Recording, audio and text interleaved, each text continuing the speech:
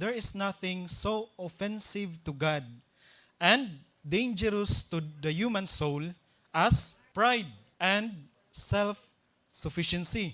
Of all sin, it is the most hopeless and the most incurable. Most hopeless and the most incurable. Nga naman, ganun di man siya matambalan, na ay possibility nga i-call nimo ang evil good o ang good evil. And that's pride.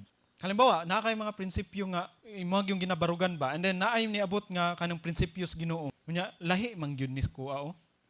Unsay imong kuha? Kung naa kay pride, dili nimo i-give up ang imong principle nga ginahawiran kung self-sufficiency pod. And then imuha nang i-accuse nga ang prinsipyo sa Ginoo kay prinsipyo sa evil. Ug ang imong ginahawiran nga mali nga prinsipyo, imong ginatawag nga sakto.